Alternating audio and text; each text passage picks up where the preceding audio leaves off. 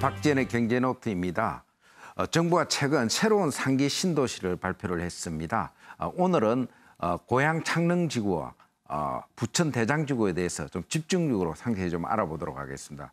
그리고 최근 강남의 재건축 아파트를 중심으로 약간 호가가 높게 거래되는 일부 반등 조짐이나 그런 조짐을 보이고 있는데 이에 대해서도 좀 알아보도록 하겠습니다. 고종환 한국자산관리원장 나와 계십니다. 안녕하세요. 네, 안녕하십니까. 예. 드디어 이제 마지막 그 상기 신도시를 발표를 했는데 그 고향 창릉하고 부천 대장지구는 구체적인 입지가 어디고 또 어느 정도 물량이 공급이 됩니까? 그게? 그렇죠. 우선 이제 정부가 이제 30만 가구를 이제 앞으로 총 공급을 하겠다. 이제 신도시화와 이제 택지 공급을 통해서 하기도 발표를 했었죠. 네. 이제 마지막 퍼즐이 이제 맞춰진 게 이제 그 고향 창릉과 부천 대장지구라고 볼 수 있고요. 우선 입지를 살펴보면 뭐 이름에서 알 수 있듯이 이제 고양시에 일산 가기 전이죠. 서울시와 1km 이내에 창릉지구가 있습니다. 창릉, 화전동, 용두동 조금 일반인들은 생소해 하시더라고요. 그러나 이제 여기 그 고양시청이 들어있는 화정동 이런 부근이라고 생각하시면 될 것 같아요. 그다음에 이제 부천 대장지구는 중동 신도시 우리 부천에 생각이 나죠. 여기에 이제 그다음에 김포공항, 서울과 약 1km 이내. 그러니까 서울과 경계선에서는 몹시 가깝습니다. 그리고 그런 입지적 조건이 있고 고향 창릉에서는 약 3만 8천 가구 정도, 부천 대장지구는 5만 8천 가구, 꽤 많은 물량이 나오죠. 그러니까 이 남양주, 왕숙 이런 데 또 인천 계양에 이어서 여기서 대규모 신도시가 공급된다. 이렇게 이해하시면 좋을 것 같습니다. 그리고 또 뭐 역시 관심이 이제 교통 대책하고 자족 기능 계획은 좀 제대로 갖춰진 거라 볼 수 있나요? 그렇죠. 이번 정부가 이제 김행미 국토부 장관도 계속해서 강조한 게 교통 대책이었죠. 네, 자족 기능. 왜냐하면 1, 2기 신도시가 이제 뭐 다 실패한 것은 아닙니다만 교통 대책, 위례 신도시마저도 지금 10년째가 됐는데도 이게 위례 신사선 이런 것들이 트램이 되어 있지를 않아요. 이건 정부도 좀 반성을 했으면 좋겠어요. 지금 정부가 아니지만 과거 정부가 결국 거짓말한 셈이거든요. 두 번째는 베드타운만 되어가지고는 좀 어렵지 않는가. 이제 그렇게 되면 결국은 자족도시, 자족 기능, 그러니까 산업단지라든지 이런 뭐 테크노밸리와 같은 이런 시설을 많이 갖추어야 되지 않느냐는 건데 일단 정부의 발표 내용만 놓고 보면 이런 자족 용지 비율이 몹시 높아요. 그런 걸 보면 일단 계획은 교통대책, 자족 기능 계획은 잘 수립돼 있다. 다만 실천이 언제 얼마만큼 이루어질 것인가 이거는 좀 미지수입니다. 그리고 이제 고향 창릉 그 신도시 발표하고 나서 굉장히 좀 시끄럽지 않습니까? 근데 어쨌든 창릉에 이제 인근에 있는 삼성이나 원흥이나 하정 지역은 뭐 집값이 지금 굉장히 수천만 원씩 오르는 반면에 일산, 뭐 파주, 뭐 어디 인천의 금탄 지역 집값은 금단인 거예요. 이게 많이 하락하고 있다는데. 그 근본 원인은 이건 이제 정말 지금 이제 주민들이 아마 이 시간에도 아마 모여서 시위를 하거나 이게 뭐 데모하는 것 같아요. 그 이유가 이제 두 가지인데요. 아무래도 이제 고향 창릉, 그러니까 서울에 인접한 도시에 다시 말씀드리겠습니다만 여기 이제 뭐 고향선이라든지 여기 또 GTX-A라든지 이렇게 교통망 계획이 발표가 되니까 제1, 2기 신도시는 아직도 파주, 운정, 일산 이런 쪽에서는 아직도 그때 1, 2기 신도시의 대표적이잖아요. 지금도 미분양이 많고 그 당시에 약속했던 광역 교통 부담금만 받아가고 아직도 교통망이 형성이 안 돼 있는데 더 나은 입지에 이렇게 교통망이 또 자족 기능을 갖추게 되면 결국 손해를 보지 않는가. 이걸 우리 부동산 교과서에서는 빨대 효과라고 합니다. 그러니까 이쪽으로 몰리면 지금도 미분양이 많고 집값이 내려서 고민인데 더 타격을 받게 된다는 거죠. 그러니까 이걸 막 사망 선고다, 막 지옥으로 바뀐다 이런 이유가 하나 있는 것 같고요. 또 그다음에 금단도 마찬가지예요. 금단 지구에 실제로 최근에 분양되고 있는 것들을 보면 계속 청약 미달이 일어나는 거거든요. 그런 것들이 이제 계양이라든지 이렇게 부천의 신도시가 들어서게 되면 더 소외되는 게 아닌가, 왕따를 당하는 게 아닌가, 그런 면에서 주민들은 나름 그런 면을 걱정하고 있는 것 같습니다. 그리고 이제 부천 지역은 뭐 조금 좀 조용한 것 같아요. 창릉에 비해서는. 그래서 입지 가치가 사실은 뭐 다른 신도시에 비해서 좀 떨어지는 건지 또 앞으로 뭐 대장 신도시는 계속 관심을 가질 만한 곳인지. 뭐 약간 좀 조심스럽고 오해 여지가 있습니다만 저는 전문가니까 네. 냉정하고 객관적으로 보면 우선 입지 환경, 예. 그다음에 앞서 나왔습니다만 교통 대책 지금 나온 걸 살펴보면 그다음에 자족 기능, 그다음에 서울 사람들이 과연 주거 이동을 할 것인가 이걸 선호도라고 그럽니다. 그다음에 대체 주거 지역이 될 것인가. 그러니까 서울에 대부분 이제 서울로 출퇴근하는 젊은 층들이 갈 거라고요.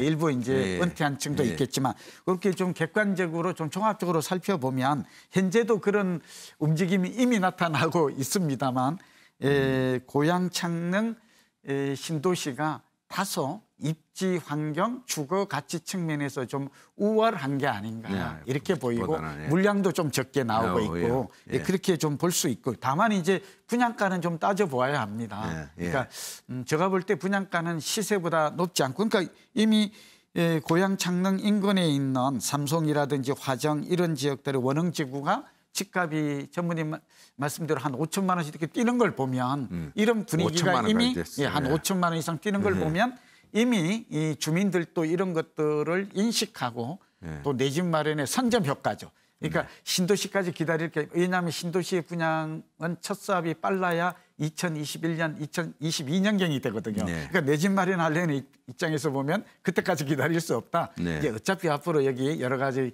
교통이라든지 기반 시설이 좋아진다면 미리 사자는 사람이 몰린 거거든요. 그런데 부천은 비교적 조용한데 중동 지역만, 중동 신도시만 약간 움직임이 있어요. 그렇게 많이 움직이죠. 오정동 또 원정동 이런 지역들이 약간 움직인다는 거거든요. 이걸 보면 저는 고양 창릉이 부천 대장보다는 주거의 선호도 또 이런 인기가 다소 좀 높지 않을까 그렇게 조심스럽게 예측합니다. 네. 그리고 하나 뭐 아까 일산 이런 쪽은 상당히 불만이 많은데 어쨌든 추가로 뭐 정부에서도 뭐 대책이 좀 있긴 있겠죠. 교통이나. 그러니까 김현미 국토부 장관의 그 지역구가 일산 서구예요. 그러니까 이제 굉장히 좀 황당하죠. 사실은 선물을 줄 거라고 준 것 같아요. 신도시가 되면 대부분 교통망도 좋아지고 여기에 많은 산업단지나 일자리도 늘어나고 편리해지니까 집값에는 플러스 요인으로 될 것으로 이렇게 보았을 가능성이 많은데 사실 저는 일산 지역은 과거에 판교 신도시가 들어선 이후에 분당이 약간 타격을 받아요. 오래된 낡은 도시라는 것 때문에. 그다음에 판교는 테크노밸리 때문에 자족 기능을 갖춘 측면이 있잖아요. 여기 또 뭐 신세계그룹이나 삼성그룹이 또 사옥도 또 이동을 했지 않습니까? 이런 효과도 있는데 저는 일산은 그렇게 큰 그 마이너스 뭐 타격을 입지는 않을 거라고 봅니다. 그러나 이제 주민 입장에서는 공급이 늘어나고 지금도 그렇게 집값이 오는 이런 불만. 저는 오히려 파주 같은 데가 타격이 좀 있을 거다. 조금 더 크지 않을까. 그리고 정부도 이걸 의식해서인지 아무래도 GTX A라든지 3호선 이런 것들을 좀 서두를 가능성이 있어서 저는 좀 지켜봐야 될 필요가 있다고 봅니다. 그리고 최근에 그 유축되던 이제 강남 재건축 아파트가 좀 이상하게 뭐 호가가 좀 오르고 그렇죠. 이상 현상이 나타나죠. 이게 뭐 상기 이제 신도시가 강남을 대체할 만큼 좀 매력적인 데가 아니다. 뭐 좀 미흡하다 그런 것 때문에 그런 건가요? 왜 그렇게 그렇죠. 최근에 그렇게 좀 이게 참 전무님 날카로운 질문이신데 최근에 저도 이제 가장 많이 언론으로 듣는 질문이 이건데 최근에 잠실주공 5단지 또 음마 아파트 대치 이곳들이 음마 31평 76제곱미터가 9.13 대책 이후에 상당히 급락을 했거든요. 19억에 작년 9월 10월에 고점을 찍고 이게 15억 정도로 약 20%가량 떨어졌어요. 이게 다시 2억 원이 반등을 해서 17억 원이 거래가 되는 겁니다. 많이는 되지 않아도. 잠실주공 5단지도 20억 같은 34평형이 이것도 한 16억 떨어졌다가 다시 18억. 최근에는 20억 가까이 한두 개 거래됐다. 이런 얘기가 나와요. 저희 정고점에 다시 이르렀다. 이러다 보니까 다시 강남 재건축이 되어오르는 것 아닌가. 반등이 아니라 이제 바닥 찍고 오히려 이제 상승으로 전환하는 게 아닌가 하는 전문가의 목소리도 나와요. 기조적으로 변화도 있다. 근데 저는 이 생각에 동의하기 어렵습니다. 오늘 굉장히 이 얘기 중요한데요. 왜냐하면 이렇게 되는 이유가 있어요. 그게 세 가지예요. 하나는 이 이 상기 신도시에 대한 기대감이 굉장히 높았거든요. 네. 정부가 공급 확대를 통해서 실제로 서울과 수도권의 집값과 전셋값이 지속 상승했던 지난 5, 6년의 배경에는 공급 부족이 자리 잡고 있죠. 그러니까 이제 새로운 신도시, 새 주택이 나온다고 하니까 그만큼 기대감이 많았는데 막상 뚜껑을 열고 나니까 가장 실망스러운 게 광화문과 용산과 특히 강남을 대체할 만한 주거지가 쏙 빠진 거예요. 네. 말하자면 과천지구에 7,000호 정도를 공급하겠다는 걸 빼고는 눈에 띄는 게 없는 겁니다. 네. 이게 이제 실망감이 결국은 강남을 대체할 만한 대체 주거지가 없다. 이렇게 되다 보니까 이 불안감을 느낀 사람들이 역시 강남밖에 없다. 네. 또 앞으로 새 아파트를 받는 방법은 재건축, 재개발, 이런 인식이 좀 확산되어 있고요. 두 번째는 금리 인하에 대한 기대감이 좀 나오고 있어요. 이제 금리가 올라서 유동성 이랬다가 이제 또 하나가 리디노미네이션, 화폐 계획이죠. 일대 전에. 이런 것들이 복합적으로 작용하면서 거래가 약간 증가했지만 예년의 거래량은 따라가질 못해 한 40% 이상 감소한 상황에서 좀 성급한 사람들이 샀다. 예, 그리고 저는 결론입니다. 우리 박재현의 경제노트에서 제가 여러 번 얘기했지만 부동산 경기는 두 가지가 있습니다. 하나는 선행 지표가 있고요. 거래량이 회복되지 않으면 두 번째는 땅값이 올라야 집값이 오르는데 이제 계속 오르기 어려울 수 있고요.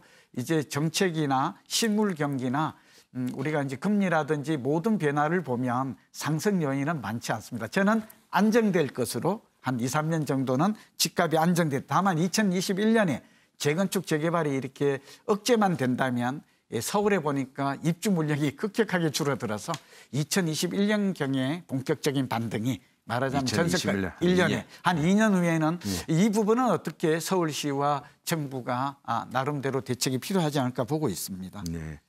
그 마지막으로 뭐 그동안 좀 상기 신도시에 대한 평가를 좀 하셨는데 정말 성공할 수 있는 겁니까? 한 50점은 안 되죠, 지금. 네. 저는 상기 신도시의 성공 가능성은 절반으로 봅니다. 솔직히. 왜냐하면 1, 2기 신도시, 2기 신도시도 절반의 성공에 그쳤고요.